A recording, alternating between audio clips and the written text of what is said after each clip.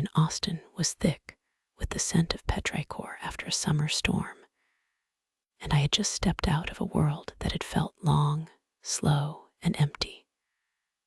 I was in the grocery store, the kind of place where people moved like ghosts through aisles of Cheerios and canned beans, each of us carrying our own silent burdens. I had been there for hours, picking out the mundane, the necessary.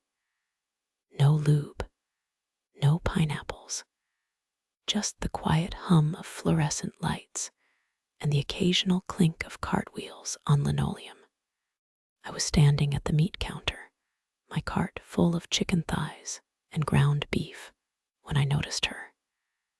She was ahead of me, her hair a soft wave of chestnut, her arms full of cuts of pork. We began to talk recipes, red wines, how to season a good steak. Her name was Amy. She had a laugh like a breeze through a field of grass, something that made me forget the ache in my chest.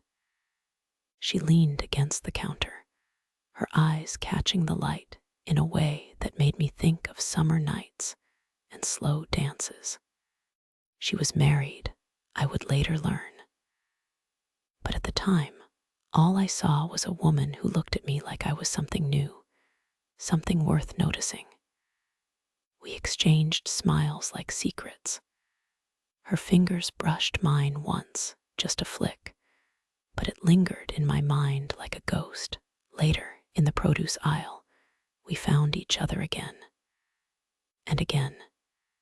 Each time she was there, just a few steps ahead, her presence a whisper I couldn't ignore.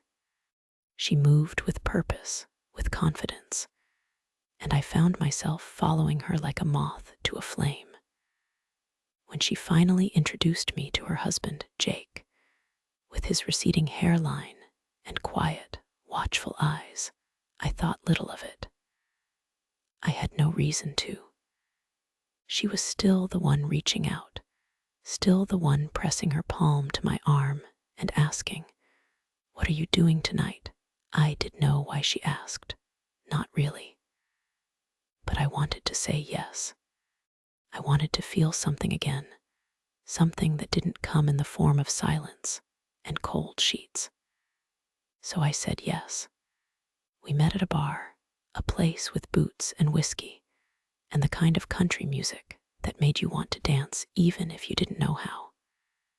She sat next to me, her body close, her hand on my leg. I could feel the heat of her through the fabric, a slow burn that made my pulse quicken. She talked about them, the way some people talk about dreams, with a mix of pride and mischief. Her husband, Jake, watched from across the table, his eyes unreadable. I felt the tension like a current in the air, the kind that makes your skin prickle. She leaned into me, her lips brushing my ear, her fingers inching higher on my thigh. I let her. I let her because I had forgotten what it felt like to want something so badly it hurt. And then, in the parking lot, with the bar emptying out behind us and the sky darkening, she kissed me. It was not a kiss of hesitation. It was a kiss that said, "I know you want this too." I kissed her back, my hand finding its way to her waist, my fingers pressing into the curve of her hip. She laughed softly, a sound that made my breath catch. Her hand found me through my pants, and I let her. Her touch was deliberate, slow, and I felt every second of it like a slow unraveling. She whispered things in my ear, things about how she had made me hard, how she had brought me to life.